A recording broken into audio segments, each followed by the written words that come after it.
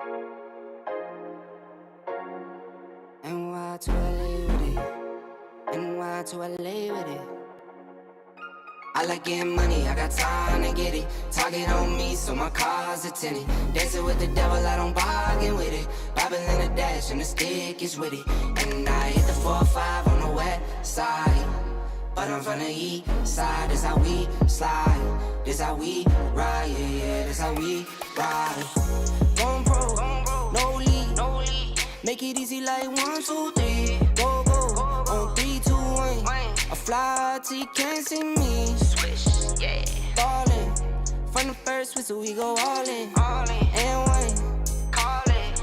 Numbers up and never falling. Feel like I hit the lottery and proud of me, yeah. No babe proud of me, so I throw pride away. She know I stuck to the plan and I stayed out the way. Now we're spending no money, never touching the bank.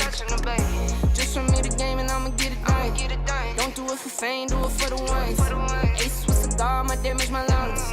Wifey want to drive, she get what she want. I like getting money, I got time to get it. Target on me, so my car's a tenant. Dancing with the devil, I don't bargain with it. Bobbing in the dash, and the stick is with it. And I hit the 4-5 on the west side. But I'm from the east side, this how we slide. This how we ride, yeah, yeah, this how we ride. Going pro, no lead. Make it easy like 1, 2, 3. Go, on 3, 2, 1. I fly till you can't see me. Swish, yeah. Ballin'. From the first whistle, we go all in. And one. Call it. Numbers up and never falling. My baby called me and said she need to stay. Be for real, 25 the other type of kid. Stop playing with me, you know that you here to stay. Stop playing with me, I'll be back home in 8. Know I'm on the go, but I'm not over you. Made you far from home, but I'm so close to you. Gotta get that back like I'm supposed to do. Had to rush hurry up cause I'm overdue. I like getting money, I got time to get it. Target on me, so my car's a tenant. Dancing with the devil, I don't bargain with it. Bobbing in the dash, and the stick is with it. And I hit the 4-5 on the west side. But I'm from the east side, this how we slide. This how we ride, yeah, yeah, this how we ride. Money coming, money go. I've been at it on the low. Trapping out of where I live. I keep seeing the leaders doing less, we talking plans and maybe seeing you. Pull up on you, let me scoop. Nobody here but me and you. Got a little ring to it, turn that thing fluid in the coupe. Way you look, I know it's real. I'm on my Marchand. I've been really getting feel. You know why I'm here, don't act like you don't know how I feel. But let me tell you what you mean to me. Slide on me for that meet and greet. Vibe with me under moonshine, sipping moonshine to the new sky. Sage toasted and be raised soak in the raincoat. Hit the waves quota, I be flossing, I be locked in. I was lost in. All that turned me to a target. They be plotting on me, I be cautious. Back then I was an adolescent, then I had a lesson. I'm the man now, I got fans now, I'm on cam now. I got plans now, I'm finna branch out. Grew up quick, but never let go this year. I put all of that in my rip. Blue tin papers, blowing vapors, wooden traders. Long hair killer in my villa, bitch, I made it. Used to play the play, now I think we major now. She wanna lay me down, I'ma need you to hold me all the way down. Hold it down for me, you say you down for me. You say you hold it all the way down. Hold it down for me, hold it down for me. Say you hold it all the way down. You say you down for me, hold it down for me. Say hold it all the way down. Hold it down for me, say it down for me. Wait, okay. I really grind like it's 10 of me. Sauce drip, I got the recipe. And you can find me where that pressure be. I've been levitated in the preparation. I've been meditated, I've been hella patient. I'm so tired of waiting. I got right here with my day. From where that crevice be. I've been silent since the less of me. Out here with the sea, really in the field. I'm really on cam now, I got plans now. I'm finna branch out, grew up quick, but never let go of this here. I put all of that in my rip. Hey, blue tin papers, blowing vapors, wooden traders. Long hair killer in my villa, bitch, I made it. Used to play the play, now I think we major now. She wanna lay me down, I'ma need you to hold me all the way down. Hold it down for me, you say you down for me. You say you hold it all the way down. Hold it down for me, hold it down for me. Say you hold it all the way down. You say you down for me, hold it down for me. Say you hold it all the way down. Hold it down for me, you say you down for me.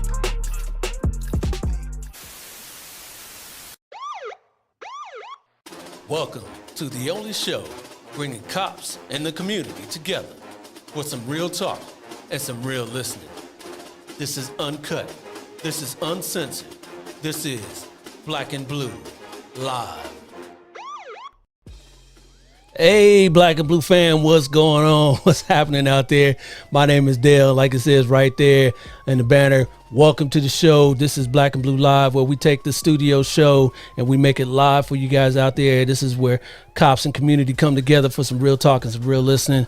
Hey, how's your weekend doing? The weekend's over with. I didn't do much this weekend. Last weekend, I had some fun. I went to Ice Cube. I went to the Ice Cube concert. You know, Ice Cube's one of my boys there. I love me some Cube. If you can probably look over there, my shoulder there, if I can point him out, you see there's Cube right there, and there's Eazy-E. So I've been a big NWA hip hop fan since way back in the day. That's another story for another day. So hey, I appreciate everybody for watching the show right now. That's on all the platforms that we on: Facebook, YouTube, LinkedIn, and Twitter. Make sure you get your comments on, and I will make sure I get those on for you right now. We got Pernicia Banks is on Facebook saying good evening. Thank you for tuning in to the show. I appreciate you. And we're going to have a good one here. If you see the banner there, it says saluting veterans of the U.S. military, and that's what we're going to talk about today. So my guests will they are vets, and let's hear their stories. All right, so without further ado, let's get it. All right, so for my first guest is a assistant chief out in Portsmouth, Virginia. Everybody, please help me welcome to the show, Nashayla Nelson. How you doing? I'm great. Thanks for having me. Absolutely. Thanks for coming on. So tell everybody a little bit about yourself today and what you do and where you do it at. Well, today I am the Assistant Chief of Police in Portsmouth, Virginia. Been in law enforcement for 15 years, and I enjoy working in the community. And I'm just happy to be here and to just share my experience of being a military brat and veteran. Okay, so you're a military brat. We'll definitely get into that. Thank you for coming on to the show. Where is Portsmouth for everybody out there that doesn't know? Portsmouth is located in the Hampton Roads area of Virginia. We're one of the beautiful 7 cities. We are connected to Norfolk by the tunnel, so we're on the coast. On the coast, okay. So it's real. How was the hurricane? Did it hit you guys pretty good over there? No, we just got some flooding, a little bit, but nothing substantial. Great. Glad you guys are okay there. So thank you for coming to the show. We'll chop it up. Thanks for having me. All right. So my next guest is he's in the private sector now, but after a long stint in the military, we'll let him tell you all about that. Everybody, please help me welcome to the show, Dr. Russ Barnes. How you doing, sir? I'm doing very well. Thank you for having me on the show as well. Appreciate it. You got it. Yeah. So tell everybody a little bit about yourself and where you are. I am the CEO and founder of Sistro Solutions, which is my own company. I actually started the company 3 years ago after I completed my PhD, but the evolution of the company actually started about 12 years ago. And basically, essentially what I do is work with small business owners in the pre-profitability stage, and I teach them strategy development and organization design so that they can be intentional about their success and about achieving profitability with their companies. Okay. And that's all sorts of companies across the board, right? Not just one sector? It is. Because when I retired from the military, I didn't want to work for anybody ever again. Decided I was going to take control of my own life, my own money, my own decisions, my own time. And after research, trying to go down a few different paths, I realized that being a business owner was the most controllable way for me to make that happen. And what surprised me was that there were no real fundamental basic structures like we had in sports. I'm a basketball player, and we have fundamentals, and we have fundamentals in the military, and in business, it appeared to be trial and error. That was the basis for success for everyone. If you could just survive, then you could make it. And I just felt like that didn't have to be. It didn't have to be that way. So, so I started down the path to figure out how to bring some of the things that we did so well in the military to the community of business owners. And Yes. the pre-profitability stage is one where people generally don't get help because by nature they don't have any money, and it's very difficult to build a company that wants to make money with helping people who don't have any. Right. So that right. was a big challenge for me to figure out how to put together a business model that would work. Okay. So we'll definitely talk about some of the life lessons and practical lessons you learned in the military that helped you transition over into this new venture. So thank you for joining the show. Yes. Thank you. All right. Next guest is a veteran, not only of the military, but also of her department out here in Southern California. Everyone, please help me welcome to the show a veteran of the show as well, Captain Miriam Fox. How you doing, Miriam? Good, Dale. How are you? I am well. Thank you for joining the show. Thank you for having me again. So I guess it wasn't that bad last time. So you had me back. Nah, it wasn't that bad. You did all right. You did all right. So tell everybody a little bit about yourself and where you do it at. Well, I work for the Chula Vista Police Department in beautiful Chula Vista, California. That's in San Diego, California. We are right by the border. The southern edge of the city is just 7 miles from the U.S. Mexico. I'm a captain at the department. I've been there 24 years. This month it'll be my 24th year. Over the investigations division, strategic operations, which includes our Julia, and I'm happy to be here. All right. Hopefully everyone got that clipped out there a little bit during their thing, but we'll circle back and make sure everybody knows all about Chula Vista and how long you've been there. So appreciate you coming on. Thank you. All right. Thank you. Yep. And last but certainly not least, the brothers out here in South Carolina. Everyone, please help me welcome to the show, Canara T. Capers. What's going on, brother? Hey, what's going on? What's going on, everybody? How we doing? We are excellent. Thank you for coming on. Hey, man. Hey, yo, I'm happy and blessed to be here. Happy to be in the midst of fellow veterans. Thank you, all of you, for your service and what you've given to the country. Thank you, what you continue to do to give to your community. So I'm blessed to be here. Thank you. And Dale, thank you for creating this platform for us to dialogue and share some information and some inspiration. Hopefully give some influence and some impact to uplift our people, man. Thank you. Yeah, absolutely, man. Absolutely. So tell everybody a little bit about yourself and where you do it. All right. Well, Casey Capers, man, from good old South Carolina. I'm the crime prevention and community engagement specialist for the Sumter County Sheriff's Office, where the Honorable Sheriff Anthony Dennis is the sheriff of the citizens of the great county of Sumter. I've been in law enforcement now for about 14 years. I've served in senior roles since I've been in law enforcement after getting out of the Marines. Spent about 14 years in the Marines, did 2 combat tours in Iraq. And I'm just blessed to be here. All right. And you got some little wording behind you that I'm sure you will let everybody view and know all And about. so I gotta give a shout out, man. And Dot Russ, no shade, bro, but to the best fraternity in the world, Omega Psi Phi Incorporated. Oh, good Lord. we knew We're that still was coming. first. I just wanted to get it out now. So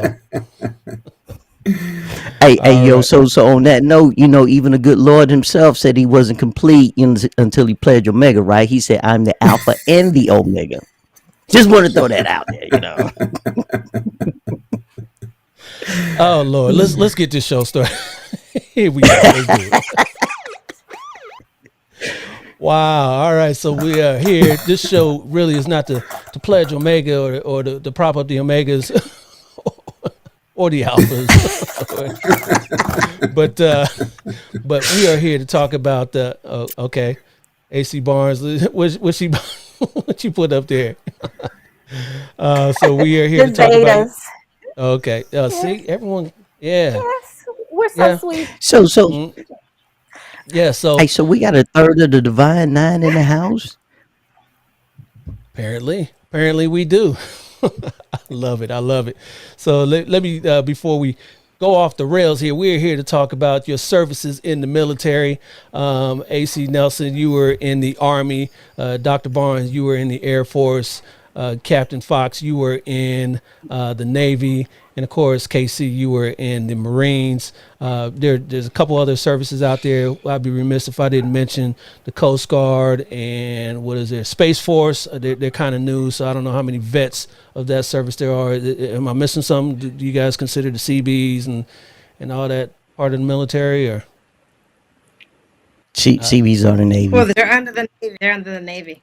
okay? Yeah, I thought there was one other one that I forgot. So, but yeah, I thank you guys for your service, and we'll talk about that. But real quick, let me get a comment on real quick. So again, Penicia Banks on Facebook ask, are you all a part of Noble? Yes. So that would be Yes. all except for Dr. Barnes. So yes, and Casey, you a part of Noble? Hey, actually, I'm going to be one of the founding members of a new Noble chapter in South Carolina. So right now, I'm the second vice of the South Carolina Pell Mell Law Enforcement Association, which is kind of like a sister branch to Noble. So yeah. Okay. And for those of out there that don't know what Noble is, not everyone does. Shudder the fact, right? To hear that. But Noble is the National Organization for Black Law Enforcement Executives. Is that correct? Yep. So, all right. So maybe Dr. Barnes didn't know that, or anyone else watching and listening right now didn't know that. So, so she says, thank you for that. All right. So we are done with that, and so let's talk about your services in the military. So Veterans Day is coming up this Friday, and I wanted to give you guys your props, and everyone out there wanted to thank you for your service, and we'll talk about what you guys did in the military. So let's start with you, Shayla. What was your job in the military? You served from there, it looks like from 01 to 08. Tell us a little bit about your service, where you did it, and what you did in the service. Well, my MOS started off as 73 Charlie and it changed to a 44 series, but it was finance. And for me, I joined the military because I wanted to go to college. And I saw it as an opportunity to be able to fund my education without straining my parents. And it worked out well for me. Um, So I took advantage of the opportunity, but I was stationed. I did my basic at Fort Leonard Wood, and then I went to Fort Jackson for my training. And then I was at Fort Lee. So I did most of my time at Fort Lee, Virginia. I went to Wisconsin, went a few places, and enjoyed the time. But again, the training and the value that I got from being able to obtain my education and have that background in finance has helped me in my current career. All right. And Maurice Landrum on LinkedIn says, many thanks to you all for your service. Appreciate that. And Dr. Barnes. It was similar with me. Coming out of high school and coming out of my community, there wasn't a whole lot of information coming in, and I did fairly well on my SATs. And the different services contacted me and let me know that I was eligible to compete for their scholarships. And when I took a look at the different services and what their missions were, I felt that the Air Force was the best fit for what I saw the direction that I saw my life going in. And I was fortunate enough to win a 4-year ROTC scholarship to college. And so I started out, as a 17-year-old coming out of high school, went through ROTC, 4 years, graduated May of '82, got commissioned as a second lieutenant, and that was the start of it. Through some experiences in ROTC, I realized that if I didn't go into the operational side of the military, I probably wasn't going to last very long. So I was fortunate to get selected to go to navigation training, and I went to nav school, completed that, and was assigned to the B-52. So I served as a B-52 aviator for 11 years. Sort of climbed the chain in that community. Ended up as a standardization evaluation radar navigator, which is the highest you can do in the airplane. And then I went to the staff, and then from there, I got into higher headquarters staff. Went to Air Combat Command headquarters at Langley, and then went to Strategic Command in Nebraska, where I was designated a Joint Staff Officer. So serving 11 years in aviation, and in the next 16 years, I was what I call a staff geek. And I served at Strategic Command, European Command, Central Command. I was on the Joint Staff at the J5. I was at the Doctrine Center down at Maxwell Air Force Base, and retired out of MacDill down here in Tampa, Florida, after 27 years of service. All right. Yes, thank you for your service, and it seems like you've seen and done it all. So, wow, let's get into that during the show. I've been a lot of places. Yeah. Fantastic. I want to say this before you move on. When I did go into ROTC, I said I'm gonna do 4 years, and then I'm gonna get out and make some real money. 27 years later. Yep. Best laid plans, huh? That's it. Yep. Well, it sounded like it did good for you. So, God had a plan for you, and you fulfilled that. Yep. And real quick before we move on LinkedIn, Desmond Walker, Commander, Naval Commander Walker, did one of the shows with him. So he follows me on LinkedIn. He wants to give you guys all a black fist here, if I can see right there. So yeah, power up to you guys for doing all that. Yep. Miriam. Yes. Can you still hear me? Yep. Okay. Yeah. So for me, it was different. I was in the military, Marine Corps, Navy. When I was no idea what I wanted to do with my life. I know I had family members pushing me to do nursing, do different things. So I actually joined to figure it out. I knew I wanted to see the world. I'm originally from New York, born and raised. I kind of wanted to see the world and figure it out. So I joined. I was initially a signalman, which was visual communications, and realized quickly that I wanted to move on to something else, and being a Master at Arms, which is the Navy's version of military police. And it was a blessing in disguise because I was supposed to do. So I was a chief petty officer in the Navy, and then crossed over to officer and got my commission. And I was been stationed out here in San Diego or West Coast the whole time, which was unusual. But I was active duty for about 8.5 years, and then when I got off active duty after doing military police, I joined the reserves when I got out of the police department, and that's when I switched over, got my commission. So my last few commands were I was commanding officer of Naval Security Forces, Seal Beach, Sang Island, but when I first joined, I did do a Westpac, so I got a chance to go overseas: Japan, Hawaii, Singapore, Guam, the Persian Gulf, Hong Kong. So that was definitely what I wanted to do, was to see the world. Like, I was 18 years old and went halfway around the world. So that was fantastic.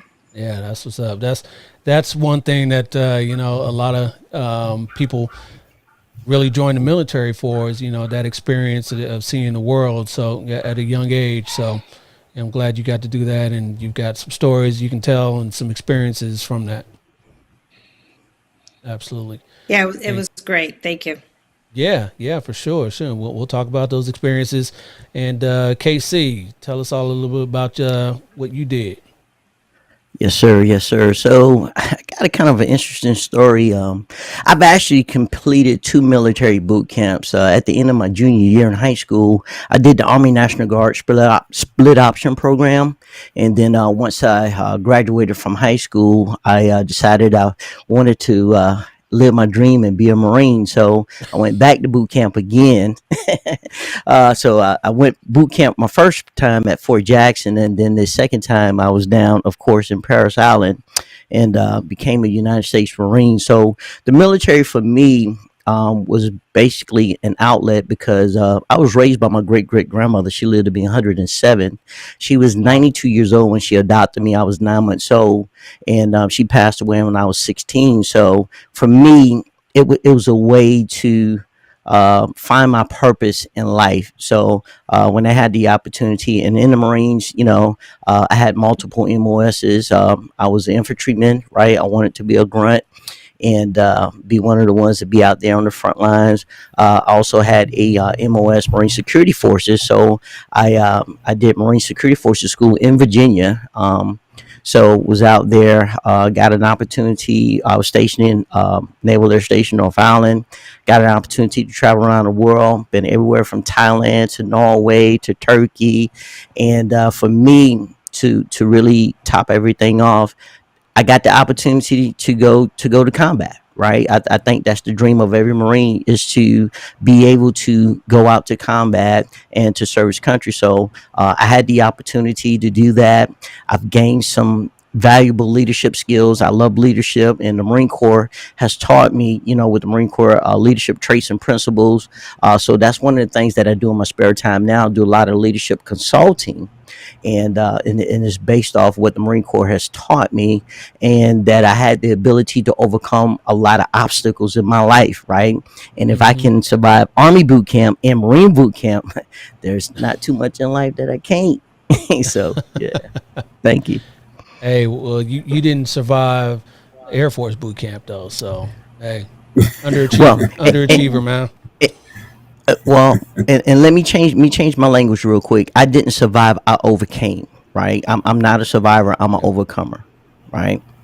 Thank you. yep, yes, absolutely. So, you talked about you had always dreamt of being a Marine, and you got to fulfill that. What about the rest of you? Yes. Why did you pick your specific branches? Was it something that drew you over the other? Miriam, what drew you to the Navy as opposed to the other branches? My dad was in the Navy way back when. So for as a child, that's all he talked about was his days in the Navy. He was an aviation bosun's mate. He actually retired because he got sick, but and he was fine. That's why he got out. He absolutely loved it, and all my uncles were Marine Corps. And the first thing my dad would say is, "Never join the Marine Corps. Go in the Navy or the Air Force." So, well, he was looking out for me, right? Because the Marine Corps is tough. The Marine Corps is Yep, tough. So, much respect to the Marine Corps. yep, Casey, yep. much respect. But yeah, that's for me. It was my dad, and listening to him, and I knew it was going to help me decide and help me find my path and see the world. So it was perfect for me. Yeah, absolutely. What about you, Dr. Barnes? What made you go that path of Air Force? Mine was a process of elimination. When I started looking at these different, scholarship opportunities coming in, I looked at the Army and I said, I don't want to be walking through the. I'm from New York as well, so coming from the city, being in the woods is not a attractive thing. And so I said, I don't want to be walking through the woods with a pack on my back, and one day may have to shoot somebody, or they're going to try to shoot me. So the Army was out. I said, I didn't want to Okay. be on a ship in the middle of the ocean and something happens to that ship and it goes down and I can't swim to land. So the Navy was out. And that just basically left the Air Force. And I liked what the Air Force was representing as well.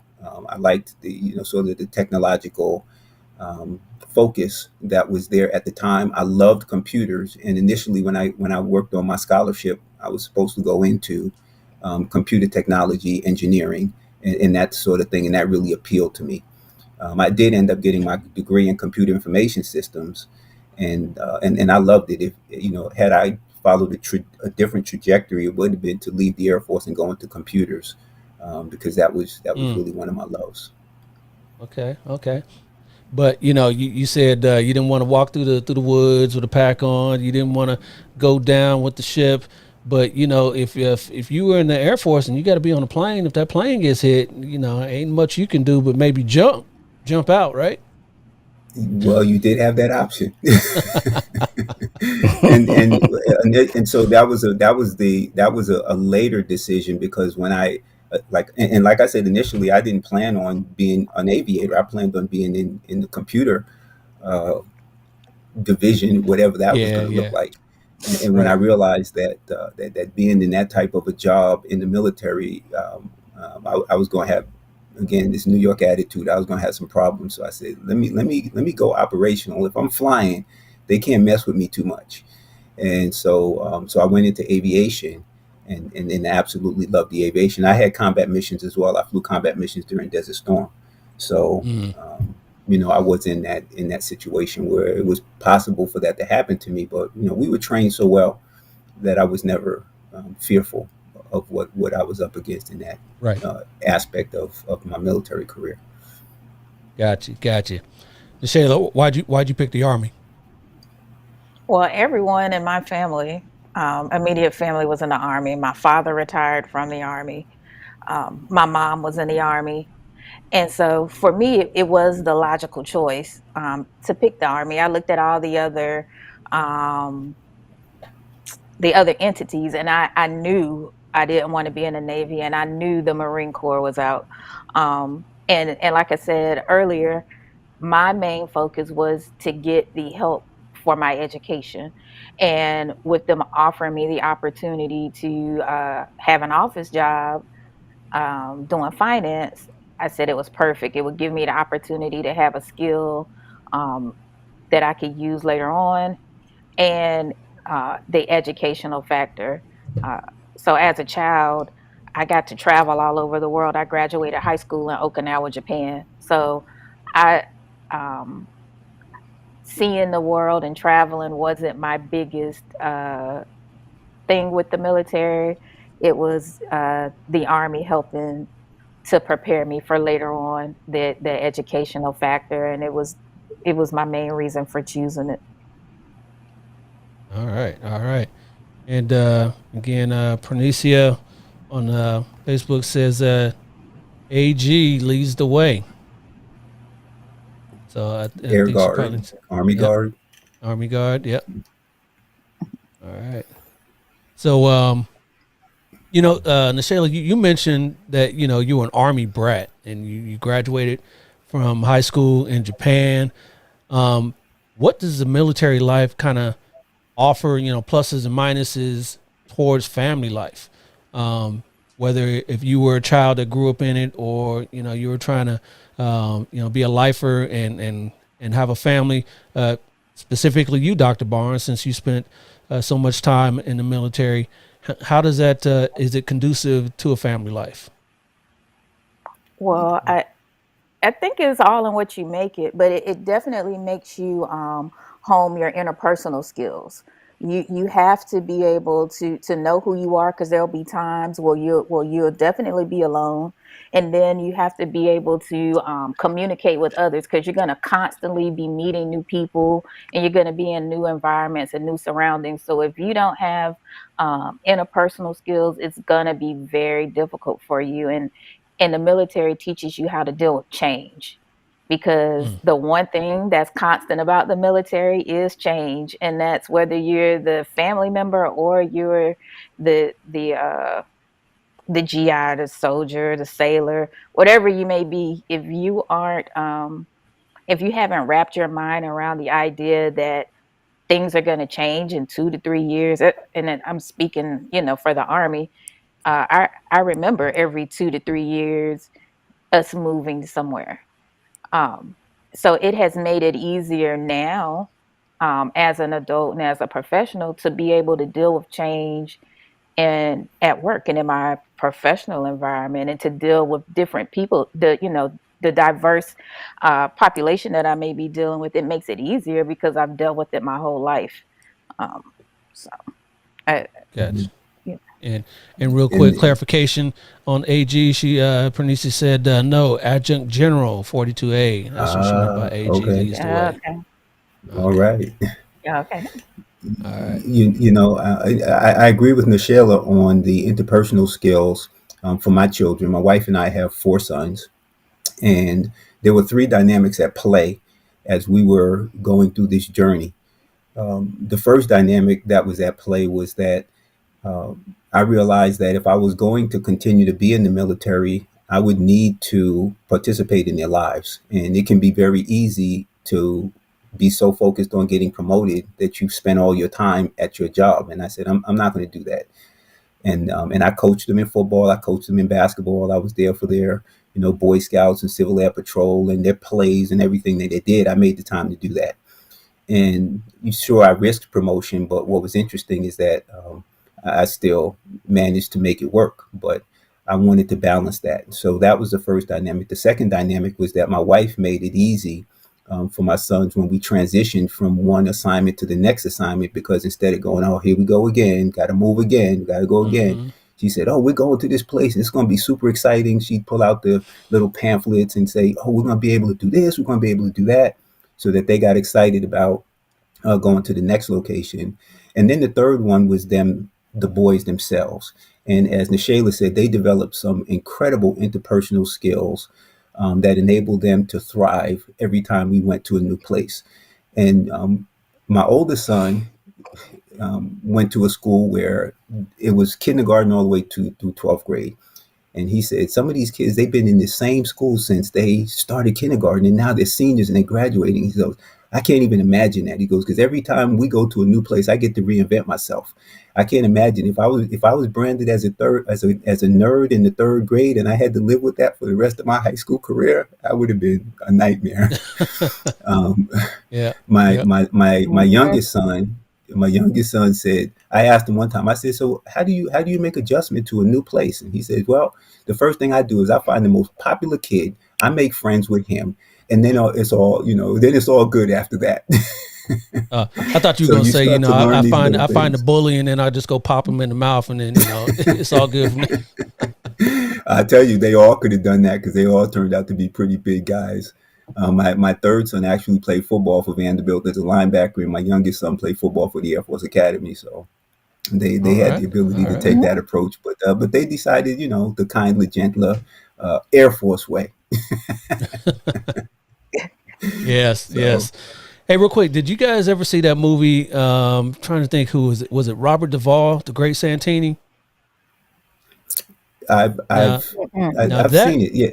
Yes. Now that since we're talking about military family life, that movie, I think he played either a Marine or a Navy pilot or something like that, and it was about his interaction with his family, and he ruled it with an iron fist.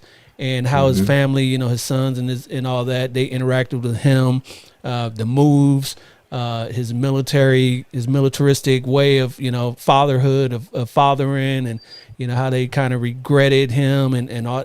Check it out. It's a pretty good movie. Robert Duvall, everyone knows how good he is from, The Godfather and all that. That was a good movie. Good movie. Anybody else with any information, any advice on moving around as a military person? All right, cool. So there's nobody else ever had that. So let me add this one thing in. Let me add this one thing in there too, in reference to the movie The Great Santini. And I did see that movie. Now I remember that movie. But people would say to my kids, "Man, your dad was a military officer. He was a colonel. Man, he must have been strict on you guys," and they would laugh. They would like, no. Yeah, that's not how he was.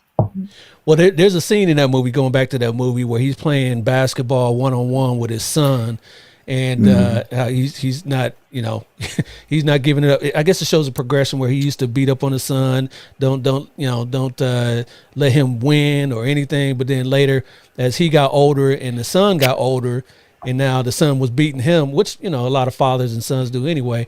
But, you know, the son kind of took pleasure in beating his son even more because of the way, you know, his father parented him growing up and all that sort of thing. So it's a real powerful scene. Check that out. Yeah. And that was true with me too. I would not let them beat me until they could beat me. As it should be. You know, there's levels to it though, right? My wife would say, "You should let them win." I said, "They're not going to win until they can win." Yeah. Nah, I never let my kids win in anything. Uno, nothing. Nothing. That's bullying, man. That's bullying. Hey, but they know now that they older. Take no shorts. We go hard all the time, That's all right. the time. So what sort of things did you guys kind of learn? I know, Casey, you were talking about the leadership skills, and Dr. Barnes, you talked about some of those skills as well that you learned in the military that kind of helped you transition into civilian life. What sort of skills did you learn? You know, there's obviously you're going to be, you know, your MOS, your job that you learned if you got some of those skills. And my cousin was in the Air Force, and he was a dental tech, and he got out. I don't think he worked as a dental tech one day in his life, but you know, what sort of skills did you learn in the military that helped you kind of transition back out into the civilian life? Anybody could jump in there. I'll go first. Yeah, I'll go first. So starting out as a navigator on an airplane, my job was to make sure that the airplane got where it needed to be on time and that we put the bombs on target every time.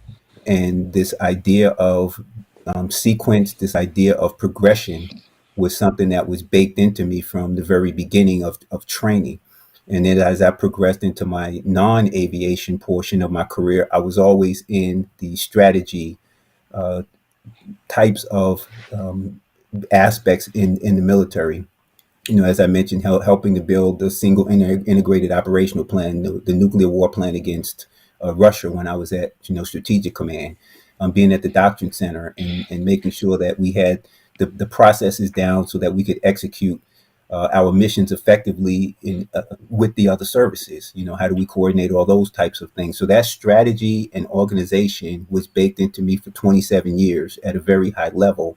And when I left the military, went through my transition into becoming an entrepreneur, realized that there was this aspect of business that was not being done effectively. I pulled all of those skills from all of those years in the military and applied them into the frameworks that I use right now to help small business owners who don't know anything, they don't have any money, and they don't have any people to help them to be successful in what they're doing.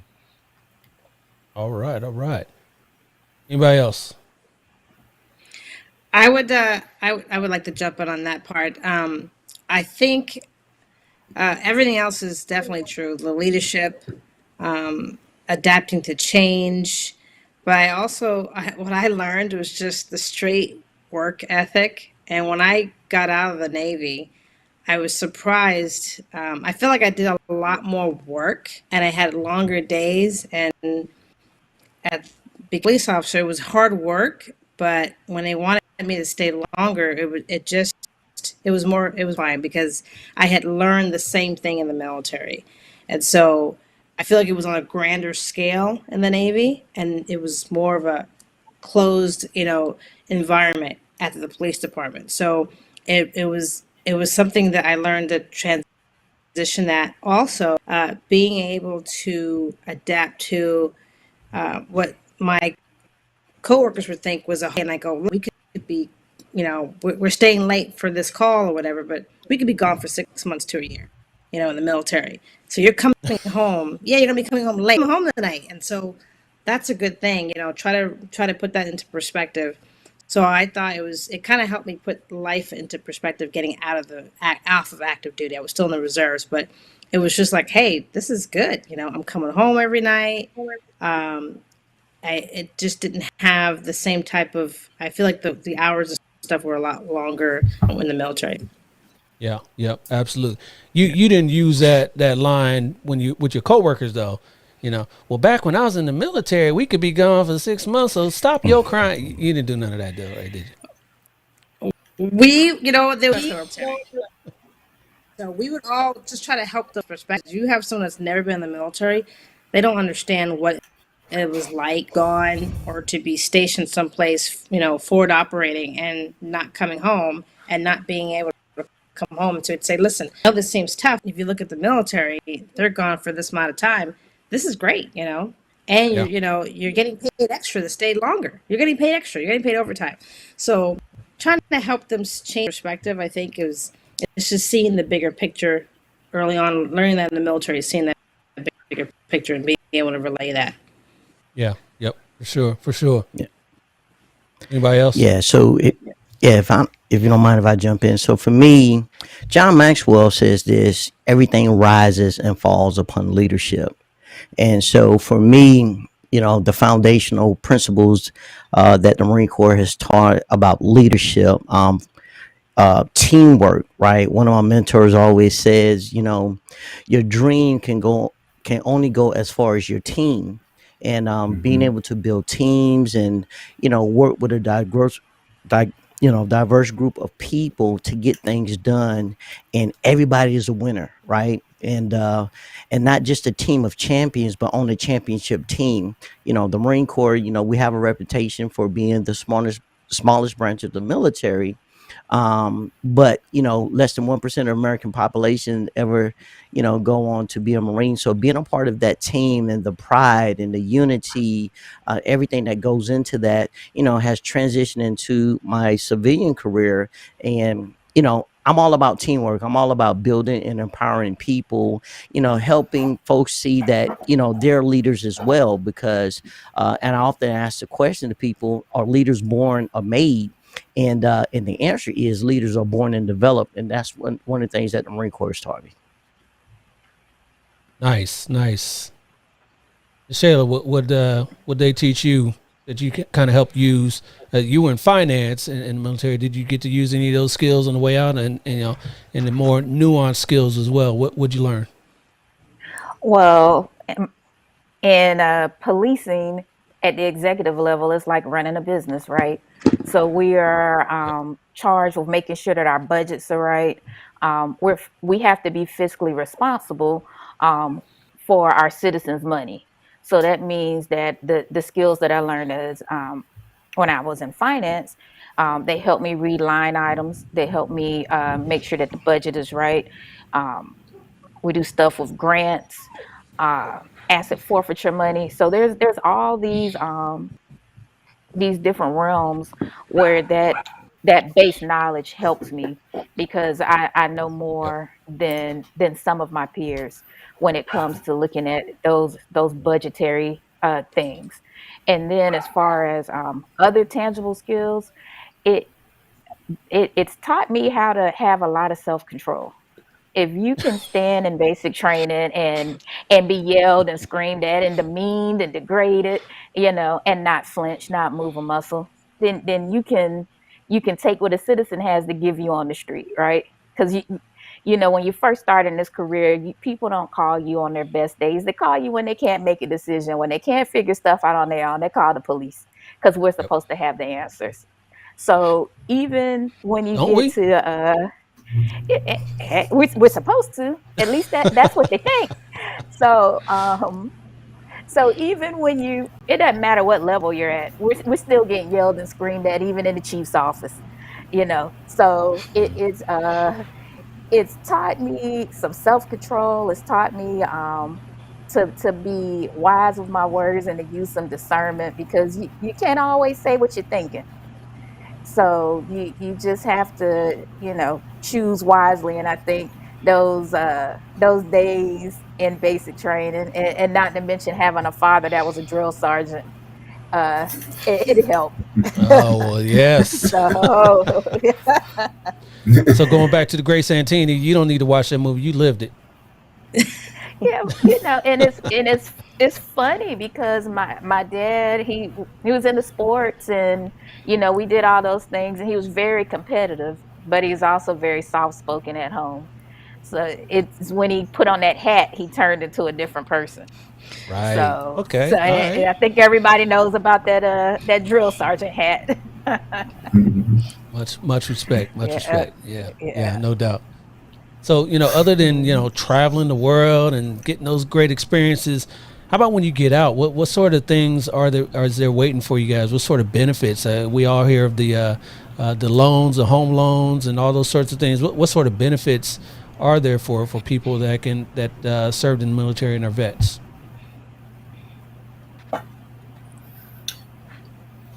Well, Look, did the biggest I? benefit. Go ahead. Oh, oh no, go ahead, Dr. Barnes.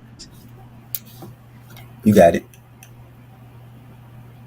Go ahead, Miriam. Go Oh, ahead. okay. I was just gonna say there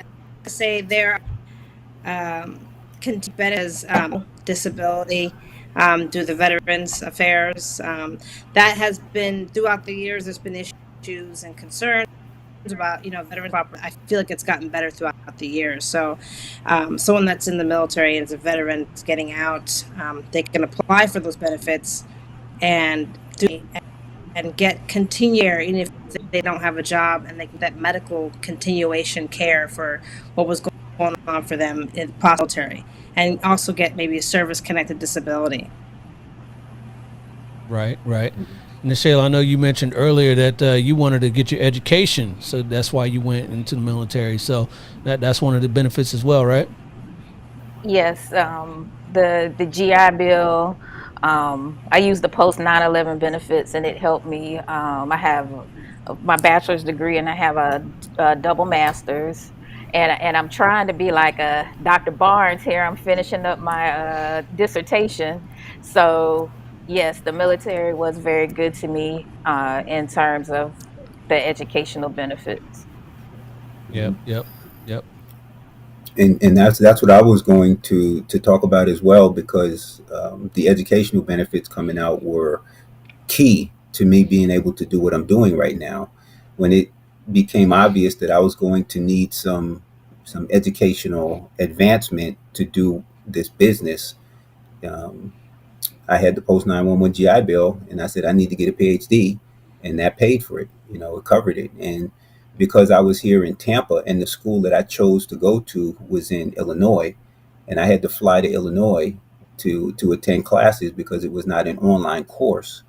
The military GI Bill covered all of that. The majority of it. What? I had little out of pocket expense making that happen, Nice. and that was Nice. huge. Yeah. And I would say that in addition to that would be the medical benefit. I'm zero disability. I served 27 years, but I have zero disability, and I'm happy about that. I don't get the money, and I don't get all that kind of stuff, but I'm happy to be healthy. But the medical has also been huge for my family. My wife had breast cancer, and it covered all of that, operations that she had to go through. So definitely huge from that Yes, perspective. definitely. Now, do those benefits carry on or pass on to your children? I understand that the educational benefits. I think one of my buddies was talking about that for his daughters, that they pass on to them. Is that correct? You have to make the decision before you leave the service to pass Okay. on those benefits to other family members. But yes, that's a option Wow. that you do have. Wow. Yep. But now, if you do become 100% totally disabled veteran, your children can go to an in-state college for free. So now That's what that's it is, another because he benefit. is disabled Marine. Yep. Yes. So, and besides the going to college, it also pay for different types of certifications. So veterans that are looking to go into their own business or going to a different career field, there's a lot of benefits out there. A lot that we don't know about, and I would encourage all men and women that are currently in to begin to seek the information now, start building your plan to transition, because you're going to transition one day. right? It might not be now, might be 10, 15 years from now, but start your planning now. And there's a ton of resources and benefits that we're entitled to. A lot of times that, we don't take advantage of because we don't know. Right. So get with some, people that's been there, done that. Some of us that's been out for a while, ask questions, right? Because there's a ton of resources that we do qualify for that we don't take advantage of. That part. I And then second that. on the flip side of that, we got a lot of veterans out there, as I'm sure we all know, that are homeless, that have addiction issues, and all that sort of thing. And a lot of us deal with them on a daily basis, either whether in law enforcement or even in you, Dr. Barnes, in your line of work. What do you believe is the VA's and ultimately the government's responsibility in helping those people, and how can they be helped? It seems like it's growing every day, tenfold every day. What do you believe is the government's role in making sure they transition or get the help that they need, whether they're homeless or addicted to substance abuse? Can I want to say something on Yeah, that? go ahead. We have to stop demonizing mental health. Mental health is something that a lot of our veterans have issues with, and if they start getting the services that they need before they transition out of the military, it can provide them with coping skills and the mechanisms so that when they do transfer out, they have the resources already in place. They have, the groups or whatever it is that they need to fight their particular battles. They have those things in place, and it's that same thing with law enforcement, mental health. Sure. If we stop demonizing it on all of these different platforms and saying that, if you're in the military, you have to be strong, and you can't have chinks in your armor, it would make it easier for people to seek help, and then we wouldn't have some of the issues that we have. That part. Yep. I'm gonna go out on a limb here because I'm just thinking of this right now based upon what you said, Nichelle, and within the military, the way we train and the way some people lead. I won't say everybody leads this way, but I've had some leaders who have been horrendous in their treatment of people.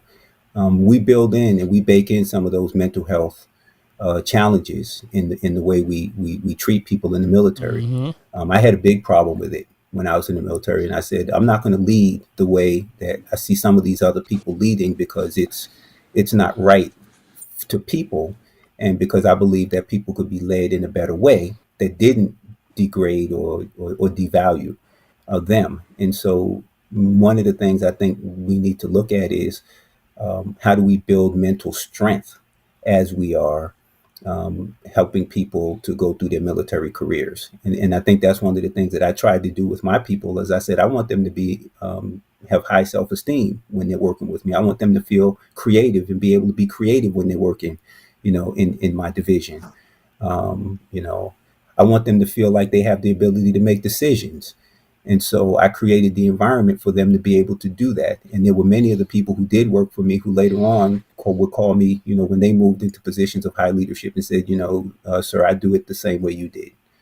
And that was a good compliment to me that it could be done and we could be successful leading in a way that we were strengthening people's mental capacity to perform and not beating them down to just get them to do a particular task.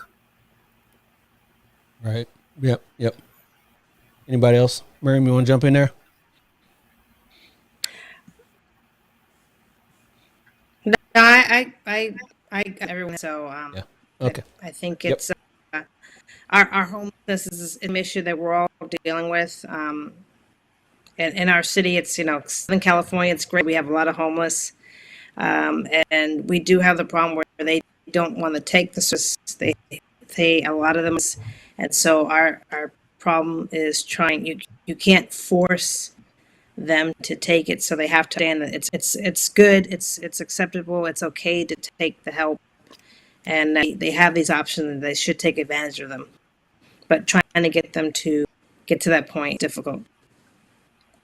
Yeah, this is true. That part right there. But we got to stay forward with that mission and try to get them that help, because that problem is growing exponentially every day. So we see it, you see it, I'm sure. So yeah, yep. Mhm. What you guys like most about your military tours? KC, what you like most about your military tour?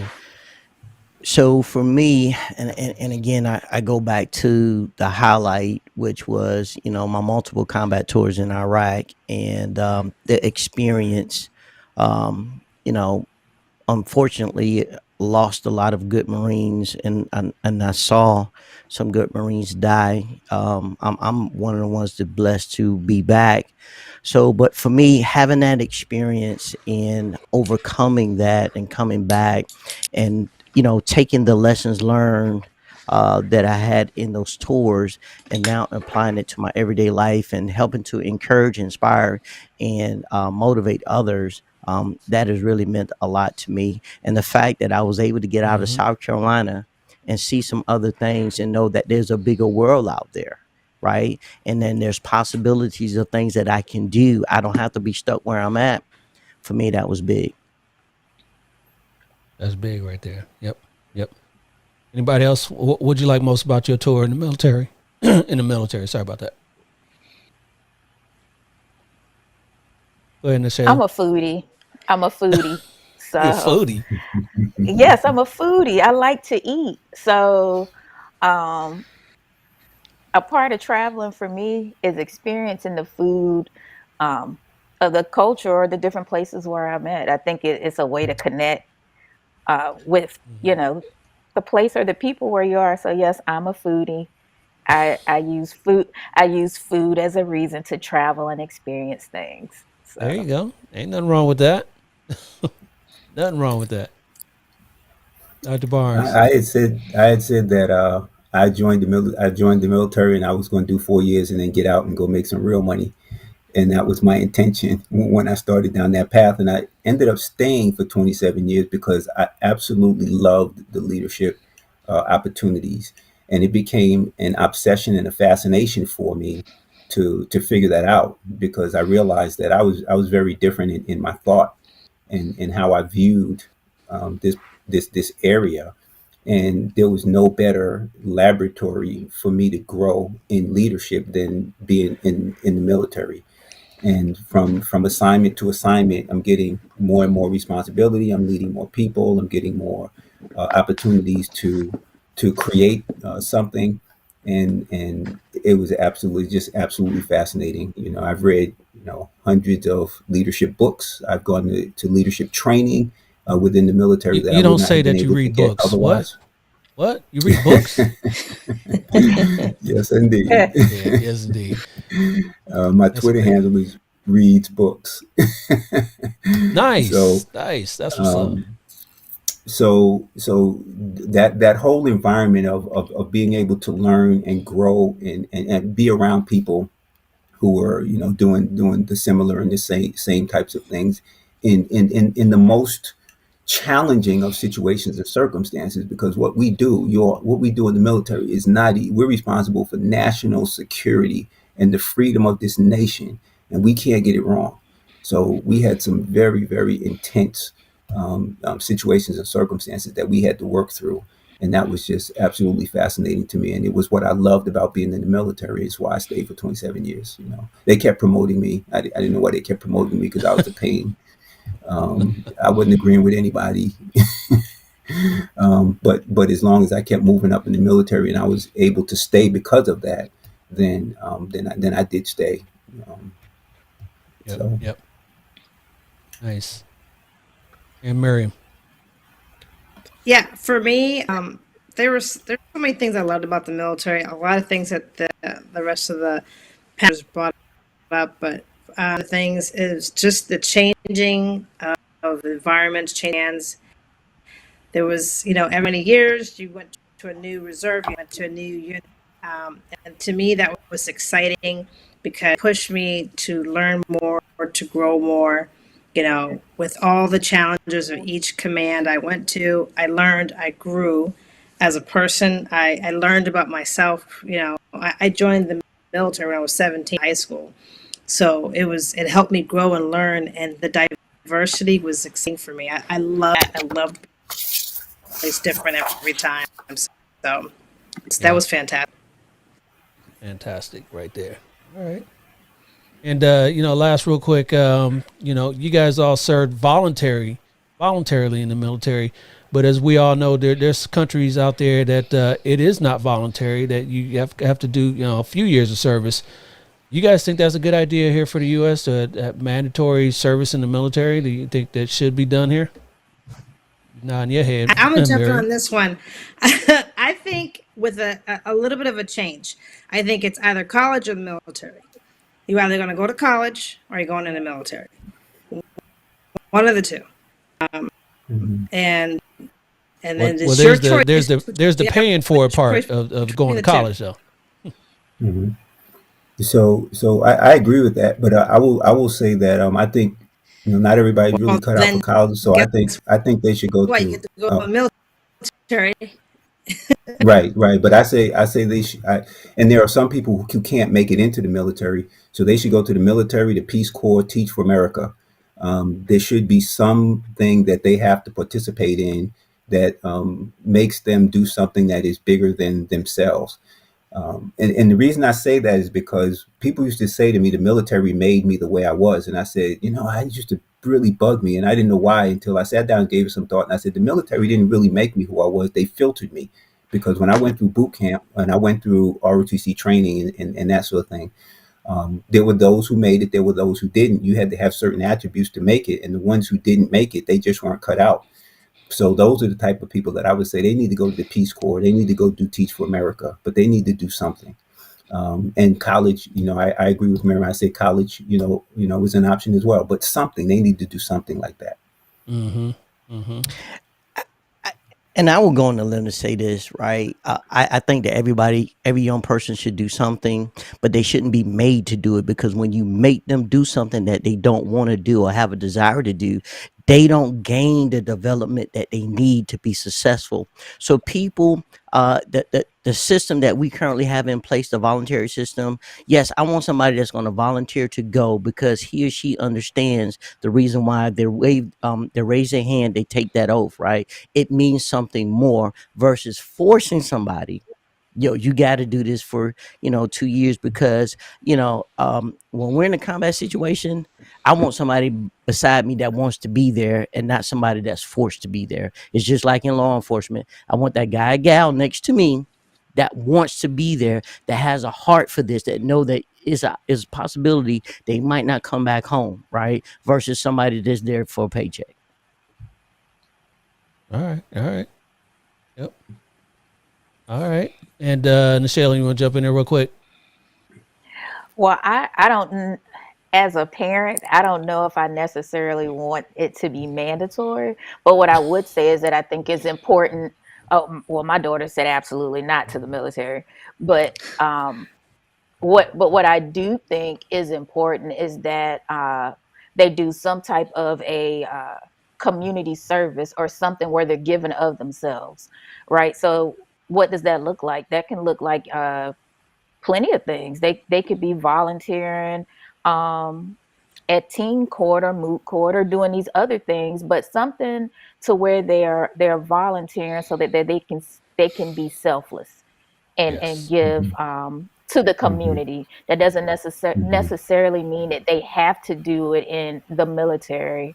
And that's one of the things that I've instilled in my children, that you need to volunteer because you've been provided good opportunities. And so mama sacrificed for you to get this. So now you're going to do something to give back to the community. So I just think that there should be something like that. Doesn't necessarily mean that it has to be the military. Right. Just got to be something. Yes.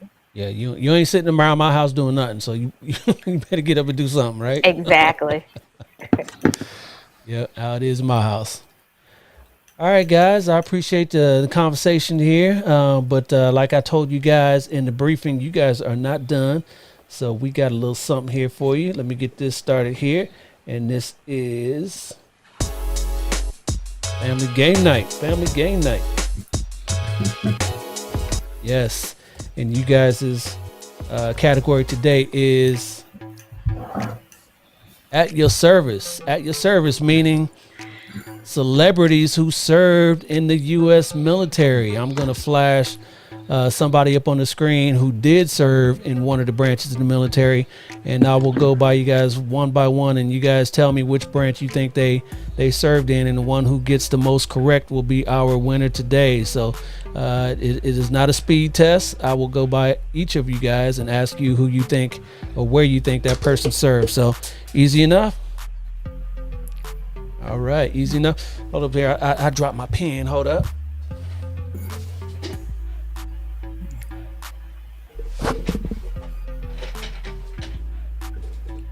Never had that happen on the show before, but I gotta keep score. I gotta keep score somehow, right? Can't be dropping this anyway. So easy enough there. So let's get to it. Your first one here is Morgan Freeman. Morgan Freeman. Shayla, where do you think he served? I'm gonna go with the Army. With the Army. Okay. Dr. Barnes, where do you think he served? I'm going to go with the Army as well. Okay. Miriam. I'm going to say Air Force. Okay. And KC. No Googling, guys. No Googling. I'm going to say the Marines. Of course you would. Yeah. Because God is a Marine, sticking with and that. this is God here, right? But let's see. Who we got? Morgan Freeman served in the Air Force. All right. So the only one who got that right is Miriam. All right. So Miriam's got 1 point. All right. So your next person here. How about Johnny Carson? Johnny Carson, where do you think he served? We'll start with UKC. Army. Army. Miriam. Navy. Navy. Dr. Barnes. Army. Army. And Shayla. I'm gonna go with them and say Army. Army. And the correct answer is Navy. Wow.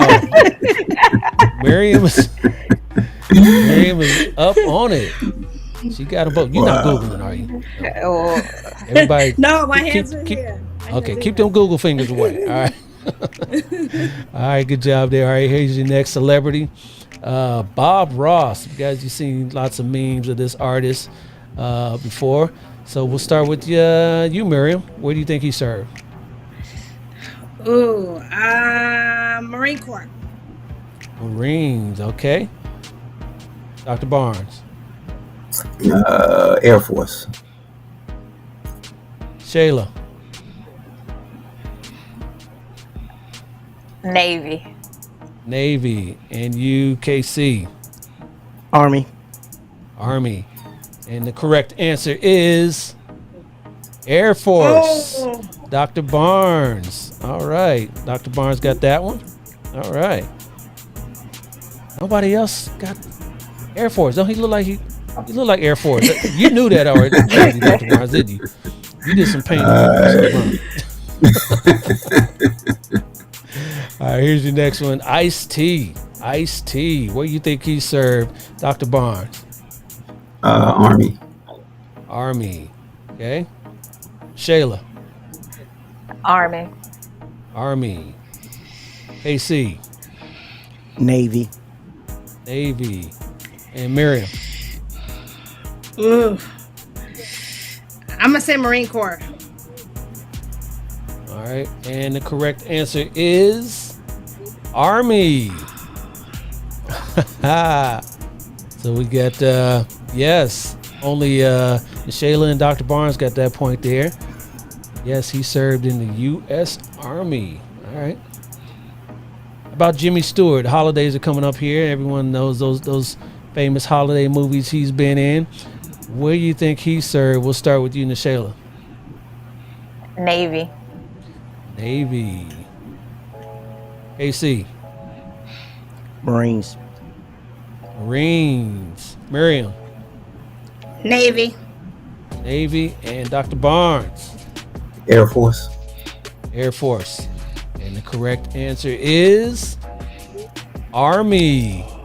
Nobody got a point there. Nobody got the point there. Oh man, how about we'll get you back on the board here. Montel Williams. Montel Williams. How about you, Miriam? Navy. Navy. Okay, Navy. Dr. Barnes. Navy. Navy. Shayla. Navy. I don't know. And KC. He served in the Navy. In the everyone says Navy. That's your final answer? Navy? All you guys will be wrong. He was a Marine. Oh, You ain't know that, KC? Montel talked about being in the Navy. Okay. he did. All right. He did. And I have to say something. I guess Jimmy Stewart was in the Army Air Corps because he was a pilot. Right. Yep. Let's go back. Where was that? Yes, Army. Yep. He was in the Army. He's the Army Air Yep. Corps. Yep. Yep. Precursor to the Air Force. No. All right. So, whoa. I gave you guys that one there. Jimi Hendrix. Army. Army. Everybody got the point there. Army. Damn it. Push that button too many times. All right, so right now we got KC with 3, everybody else with 2. So it's a close game here. Everybody else with 2. So here we go. Chuck Norris, where did he serve? We'll start with you, Nashayla. Army. Army, okay. Dr. Barnes. Marine Marines. Corps. Miriam. I'm going to say Army. Army. KC. I'll go with the Marines. Marines. And it would be Air Force. Nobody. Whoa. Yes, he served in the Air Force. Don't they give you guys some pamphlets when you guys get in? These are the famous people that served with us. All right. Here we go. How about MC Hammer? MC Hammer, KC. Navy. Navy, okay. What about you, Miriam? Navy. Navy, all right. Dr. Barnes. Army. Army. And Nashayla. Army. Army. And the correct answer is Navy. Yeah, so we Would got have never thought it. Miriam and KC got the points there. All right. A few more here for you guys. How about Sidney Poitier? Sidney Poitier is sitting there with his Oscar there. We'll start with you, Dr. Barnes. Army. Army. Shayla. Navy.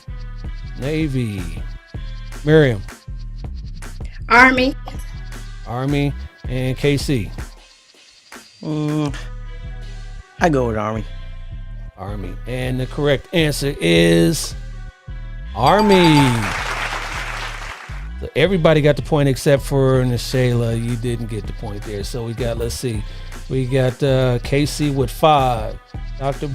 Miriam with 4. And Dr. Barnes with 3. And Nashayla with 2. So you guys are letting KC pull away with this. Don't let him pull away. We got a few more so you can catch up. Come on. How about Don Knotts? KC, Don Knotts. Marine. He was a Marine. He was a Marine, okay. You guys want to go with that? Miriam, you want to go with that? You seem pretty confident. I'll say Marine. Okay. Dr. Barnes. Yeah. I'll go with the team. Trifecta. How about you, Nashayla? Yes, I Marine. agree. All right, that is correct. He was a Marine. So He was a that drill is that. instructor too. Yes, I read that. You know, that was a character he played. He played that buffoon, but you know, I guess in real life he was a man. So all right. So we got 6 for KC, 5 for Miriam, 4 for Dr. Barnes, and 3 for Nashayla because everybody got that point. How about Ted Williams? Ted Williams, the famous baseball player that I guess that they did a skit with him on The Simpsons where he took his head and cryogenically froze it or whatever. He's the last one to hit 400. If you know anything about baseball in the Major League Baseball, where do you guys think he served? We'll start Nashayla. Air Force. Air Force. Okay. KC. Army. Army. Dr. Barnes. Army. Army. And Miriam.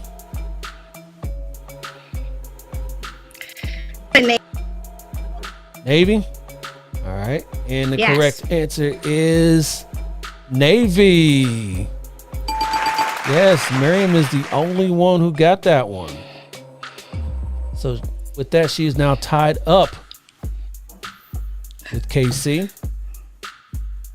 With that one there, she's the only one who got the point. How about your last one here, Shaggy? Miriam, since you got that last point, we'll start with you. Shaggy, where did he serve? He was in the Navy. In the Navy. In the Navy. How about Dr. Barnes? I'll say Air Force. Air Force. Nashayla? Army. Army. And up to you, KC. You got to go with something different Marine. so that you can break the core. Marine. Break the score here. Marine. All right. And the correct answer is Marine. Is a Marine. Did you know that one? Wasn't me. Yeah, if y'all know that, that's the brother saying it wasn't me. So, yeah, he did. He was in the Marines, and KC, you broke that tie with Miriam, so that makes you the winner.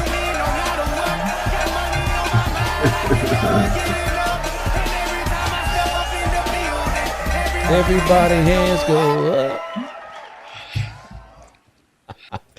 Well, not everybody's hands go up. Only KC's hands go up because he is the winner for today.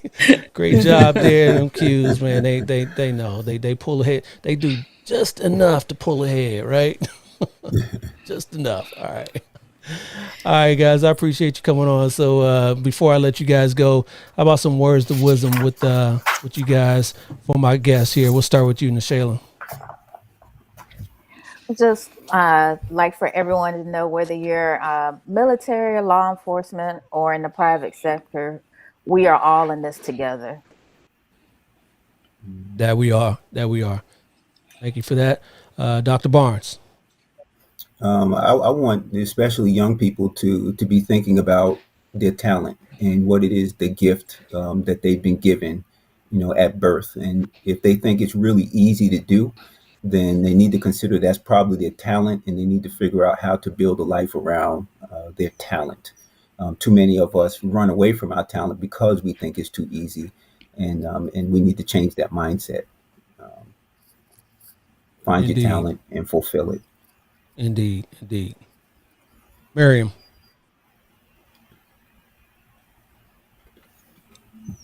There you go. Say, Oh, am I there? Okay. yeah, you are here. We can hear you at least. Follow your heart. Oh, can you see me? Okay. There you go. Sorry. Your heart towards your goal, and that will pay. Yeah.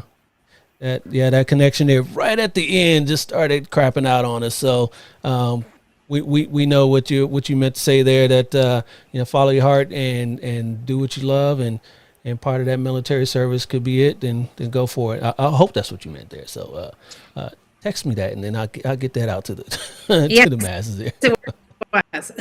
Yeah. All right, KC. Hey, just be your unique you. All right, be your unique self. There's a you that's inside of you that you haven't met yet, and that world is waiting on that you because you have something special to offer. So be yourself, develop, right? Spend time developing that you that is in you so that way you can give your best. Indeed. All right. All right, guys. I appreciate the words of wisdom and everything that you bestowed upon us. I thank you for your service. Thank you for all that you do now, everything that you've done before, and giving some great info, some insight to people that maybe are thinking about branches of the military, and they can do so. So, yeah, I appreciate you guys. And hey, stay right there. I'll be right back in a minute. Hey guys, I hope you guys like this show today, man. This was a good one, talking to some vets. This Friday is Veterans Day, so remember, thank somebody that you know that served, whether it's friends or family or coworkers or just somebody on the street. If you see somebody, hey, just don't post stuff on social media about thanking veterans. It's a little bit more than that. Thank them in person if you can. The holidays are coming up, and we can all do a little something to help each other through whatever we're going through today. So I appreciate everybody that joined us here on Facebook, YouTube, Twitter, LinkedIn, all that. We had fun with that. Share this post with your friends, with your family, with your circles. Black and Blue Podcast. My name is Dale. Till next time, my name is Dale. Peace, and I'm out. Smoke spirals off your cigarette. Door slam to figure silhouettes. Is this over? Is this over? Is this over? Can this be over now? Is this over? Is this over? Is this over? Can this be over now? Baby, I surrender. I can't take it anymore.